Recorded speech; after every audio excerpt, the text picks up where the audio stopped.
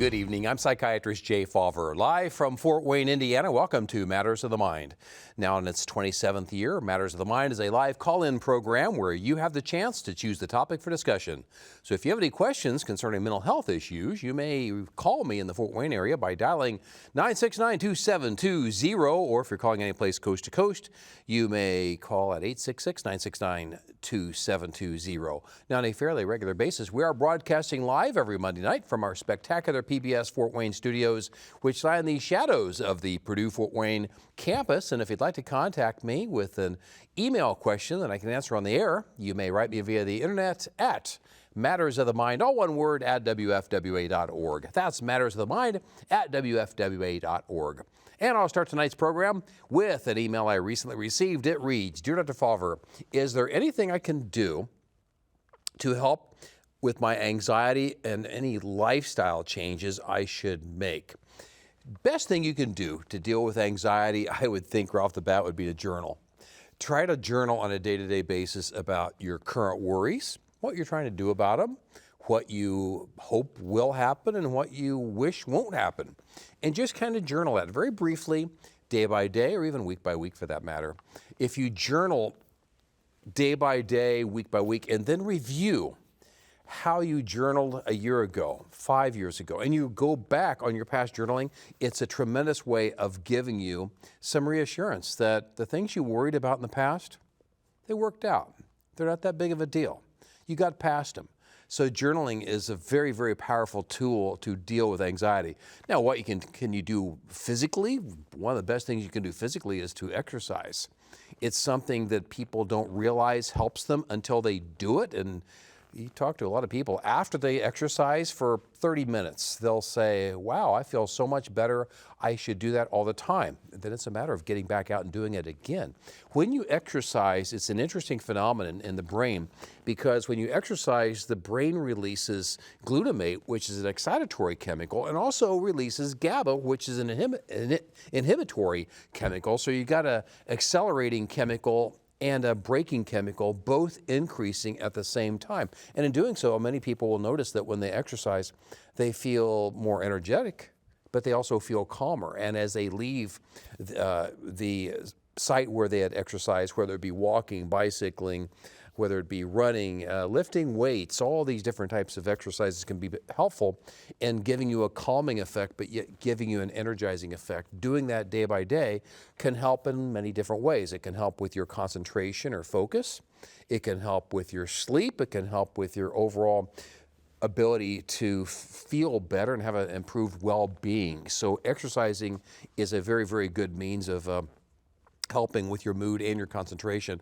There was a high school in the Northeast Illinois area years ago that had a program where they had their middle school and high school kids exercise every morning for about 30 minutes. They just went out and ran on the track. They did some kind of exercise. They noticed their grades improved, and the likelihood that they needed coffee in the morning decreased substantially. Naperville High School is the name of the school.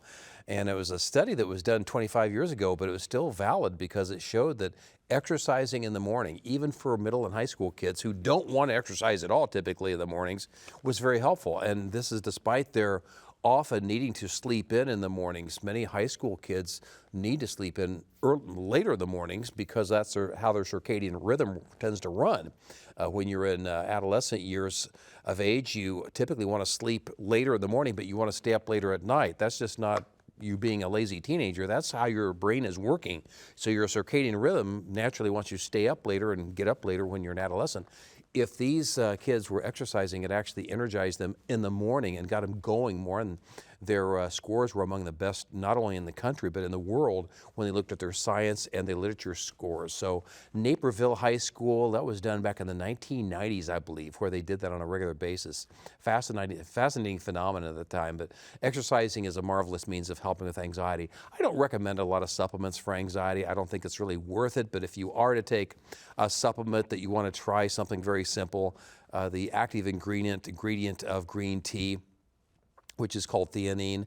It's something that some people can take 200 milligrams 3 times a day. you have to drink about 20 cups of green tea to get that kind of amount. So we'll often recommend to people if they want to take some kind of supplement, they can try that. But it's a lot easier just to simply try to exercise on a regular basis and journal on a regular basis. Those two things can help a lot of people from an anxiety standpoint. The third thing I could recommend outside of exercising, journaling, would be something along the lines of just trying to understand what's causing your worries and trying to get a better handle on the worries itself. Having some kind of purpose in your life, having some meaningful activities, trying to look at the whole picture where you understand the world is not all about you. It's about you being part of the world and serving the rest of the world around you. So getting the focus off yourself often can significantly decrease the number of worries people will have. Thanks for your email. Let's go to our first caller. Hello, Michael. Welcome to Matters of the Mind. Michael, you want to know if it's possible to bring someone out of psychosis without medication or professional help. Psychosis, Michael, is a potentially brain-damaging event. Psychosis is where somebody has lost touch with reality, and during that time, it's like having a seizure. When people have epilepsy, and they have a seizure is a toxic phenomenon occurring in the brain where there's excessive glutamate, and the glutamate is an excitatory chemical, but in the case of seizures, there's too much, and you will have a seizure.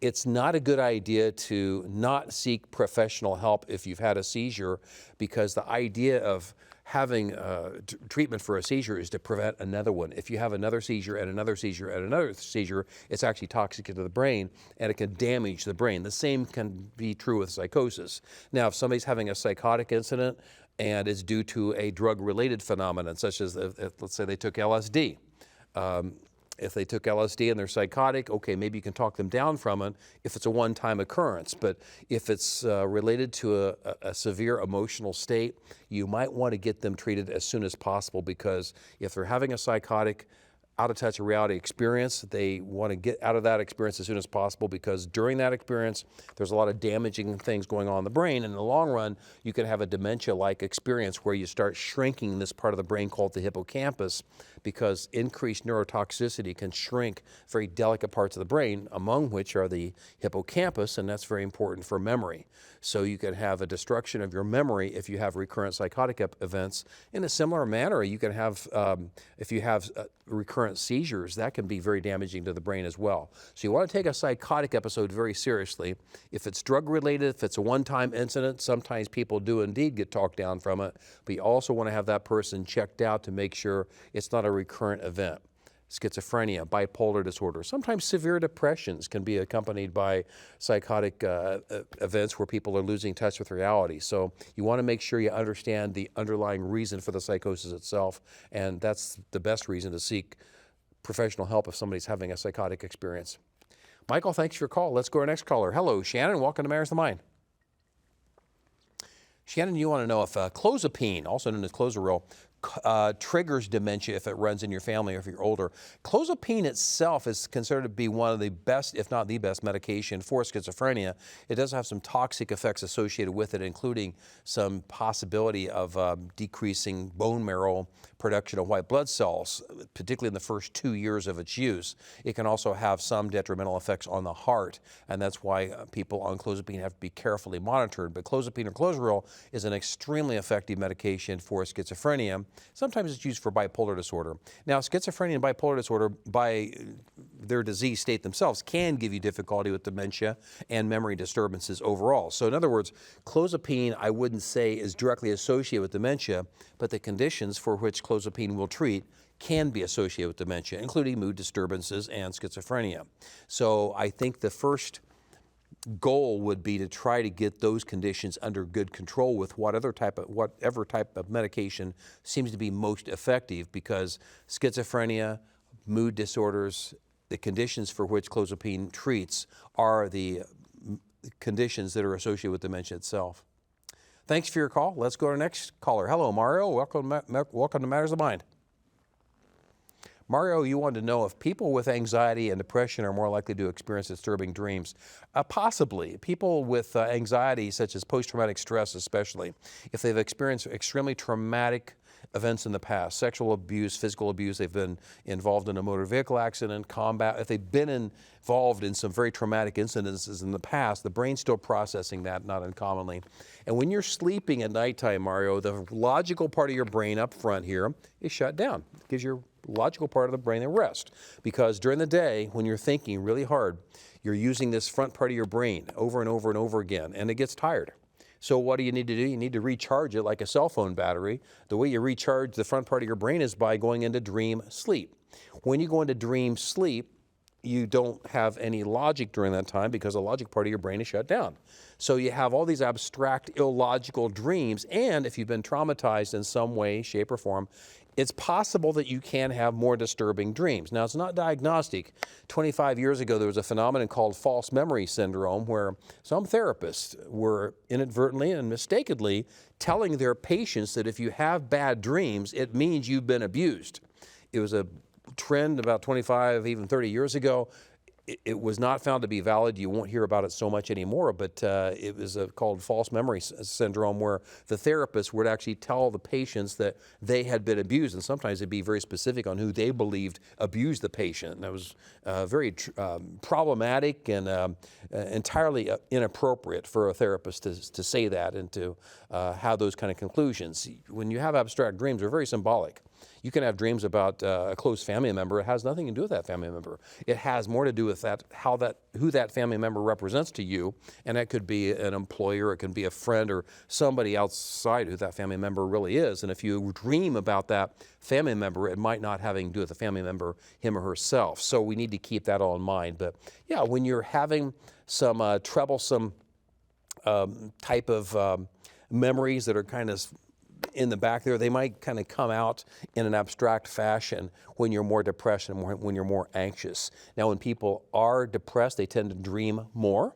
So they have increased dreams when they're more depressed. It used to be thought that the antidepressant medications mainly worked by suppressing dream sleep, which they did in many cases. So you had fewer bad dreams, but your depression might get a little bit better, but that wasn't the main way that the antidepressants would work. But it was notable that many of the antidepressant medications did decrease the number of dreams people had. Now, dreaming is very good for the brain. As I'd mentioned, you're resting the logical part of the brain, and when you dream, it tends to fire up the hippocampus area of the brain, the memory center, in which I referred earlier. If you fire up the memory center of the brain, that actually helps you be able to process information better the next day. So dreaming is good for the brain. It's just that bad dreams and nightmares where they're awakening you, that's not so good for the brain because you're not getting a good quality of sleep then. Thanks for your call. Let's go to the next caller. Hello, John. Welcome to Matters of the Mind. John, you wanted to know if there was a connection in the brain for curing, if there's a way that you could cure dementia and addiction using ultrasound. I wouldn't recommend ultrasound in terms of treating the brain, John, because we got this big, thick skull out here on the outside of our brain, and ultrasound waves would need to go through that thick skull. Probably not a good way of treating any disturbances and connections with the brain for dementia or addictions. Now, where you might get some benefit would be with magnetic type of stimulation. There are magnetic treatments now that can be helpful for depression. Would they help with addiction or dementia? We don't know yet. So in the future, maybe there will be more magnetic type of transmagnetic stimulation, those kind of treatments that might be better treatments for those kind of conditions. But ultrasound itself, probably not so much because of the thick skull that we all have, John. John, thanks for your call. Let's go to our next email question. Our next email question reads, Dear Dr. Fulver, is insomnia linked to depression? When people have depression, it often starts out as worry and anxiety, and you start dwelling on stuff. And when you start dwelling on stuff, it'll keep you awake at night for the first few hours at least, then you go to sleep. So initially people will have a condition called initial insomnia where they have a hard time getting to sleep. As you have more depression emerge, not uncommonly people will have frequent awakenings, and then people can have what's called terminal insomnia where they're awakening earlier than they expect to awaken, and they'll awaken at 3 and 4 in the morning and they can't get back to sleep. So there's different types of insomnia that can occur. My biggest concern about insomnia will be if you have ongoing insomnia, it will increase the likelihood of worsening depression itself. Because again, when you're sleeping, when you go through all the different phases of sleep, dream sleep is very important to help you think and concentrate and think logically the next day. That'll keep you out of depression. But there's also non-REM sleep, which is a really deep sleep that gives you a very relaxing effect all over your body, so your body's not so tense. But a non-REM sleep is where you're going into extremely deep sleep, and during that time, if you're awakened, you will be somewhat confused and a little bit disoriented for a few seconds. So when you are going through a time where you haven't been sleeping that well and you finally crash and you go to sleep, not uncommonly you go into non-REM sleep very quickly and then you go into REM sleep thereafter.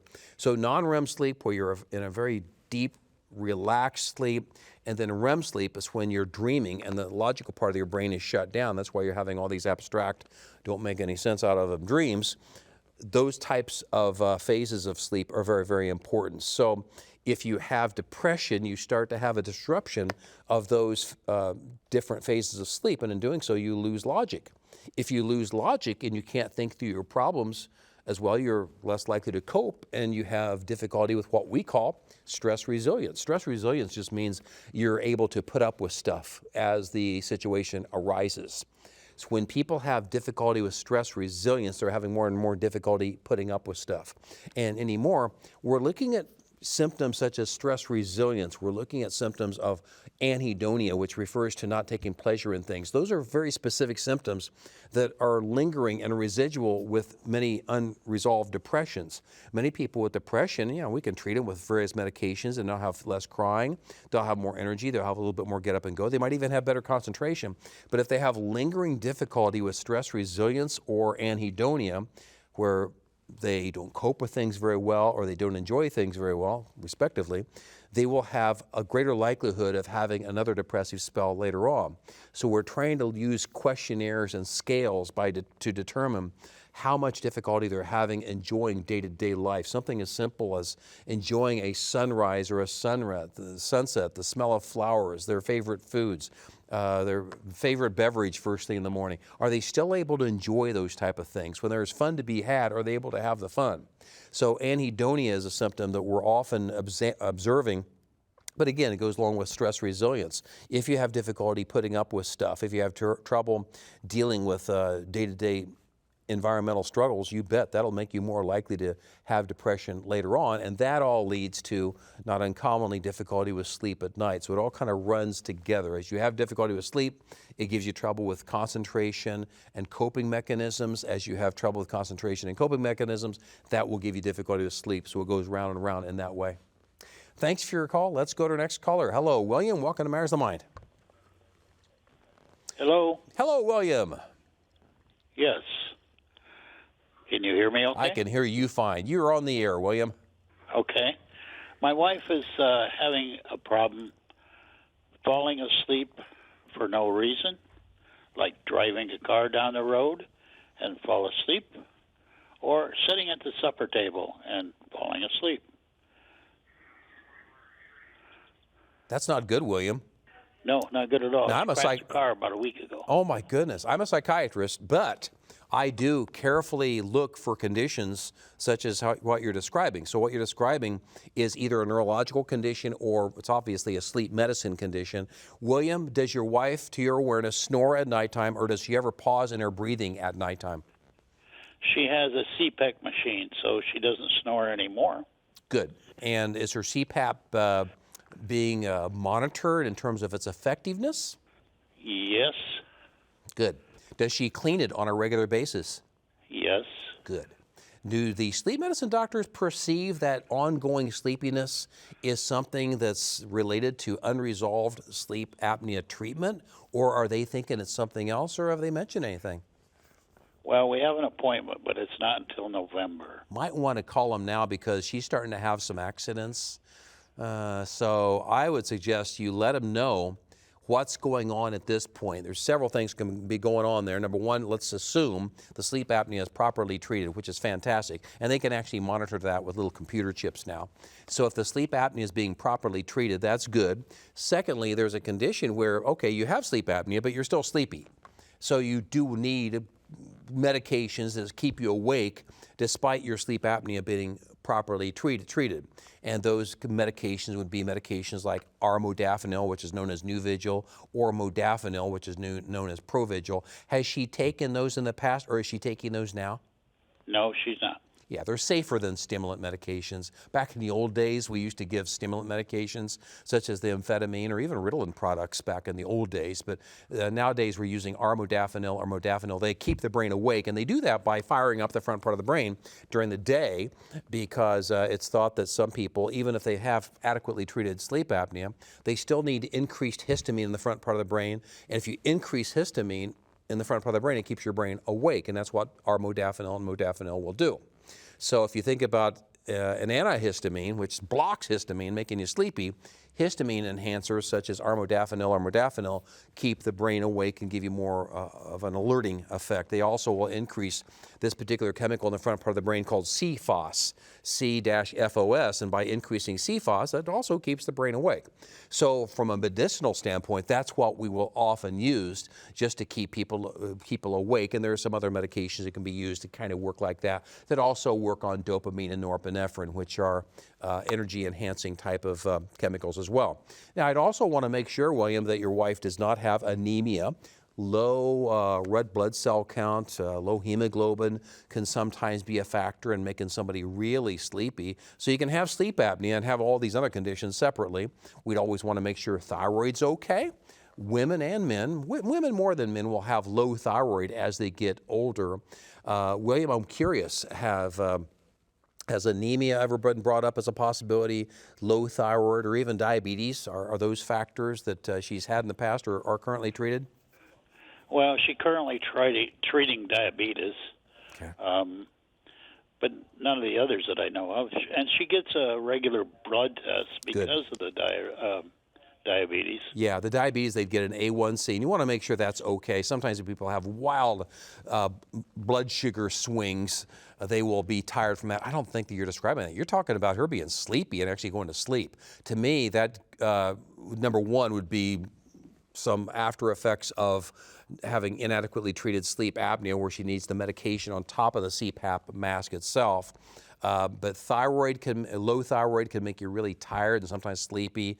Low iron definitely can, and that can be very subtle. People can have a very small gastrointestinal blood bleed where they have their bowel just slowly leaching out and it's bleeding a little bit of blood, and they can have low iron from that. So I've seen people have low iron have a lot of sleepiness going along with that. But there's also another phenomenon. We don't hear about it so much with people as they get older, but sometimes a phenomenon called narcolepsy. Narcolepsy is where somebody will be standing talking to you, and all of a sudden their knees buckle and they go directly into dream sleep very, very quickly. And it's not something I would expect to occur in older life. I'd go more along the lines of sleep apnea and other kind of direct conditions like that can make a person sleepy. But William, as a psychiatrist, I don't think that's a mood disturbance, her getting sleepy. I don't think it's anything having to do directly with the emotional state or cognition as things which I usually treat. But when I see somebody, I'm always asking them, do they snore at nighttime? Have other people told them that they will stop breathing in the middle of the night? Have they been assessed for sleep apnea? Okay, your wife has, but now it's time to maybe look at some other factors that can go along with that. You'd be surprised how many people are referred to me with symptoms of depression, and these are the kind of conditions I will sometimes see. And sometimes you can have even more remote type of possibilities as having a cardiac rhythm disturbance where all of a sudden the heart goes into cardiac rhythm, and that will decrease blood flow to the brain. That can make you sleepy. So, William, I think there's a lot of things that could be pursued at this point, but I wish you the best. But get your wife checked out. Get her to a sleep medicine doctor, hopefully sooner rather than later. William, thanks for your call. Let's go to our next caller. Hello, Ben. Welcome to Matters of the Mind. Then you want to know about microdosing with psilocybin mushrooms. You'd mentioned it's gaining popularity to treat mood disorders, and you want to know what I think. Microdosing, Ben, is where you're using 0.3, 0.4 milligrams more days than not of psilocybin, which is the active ingredient in these magic mushrooms that people will describe. These mushrooms can be, and they have been studied where they're given in 25 milligram doses. So much higher doses than microdosing, but 25 milligram doses on a one-time basis will work within about 30 minutes, last for 4 to 6 hours.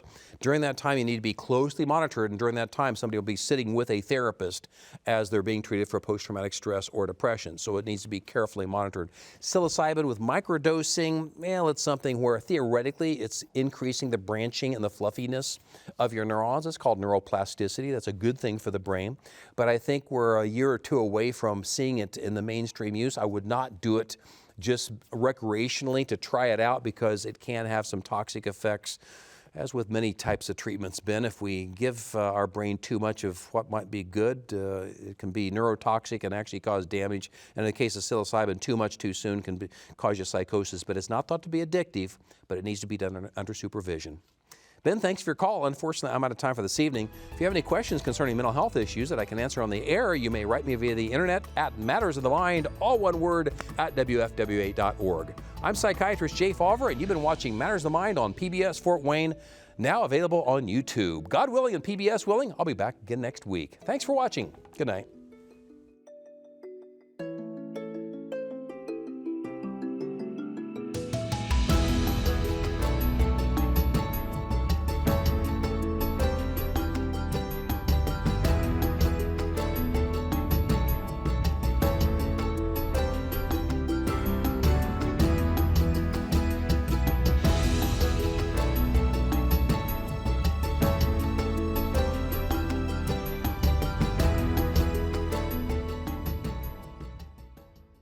The preceding program on PBS Fort Wayne was made possible in part by Cameron Psychiatry, providing counseling and care for those that may struggle with emotional and behavioral challenges.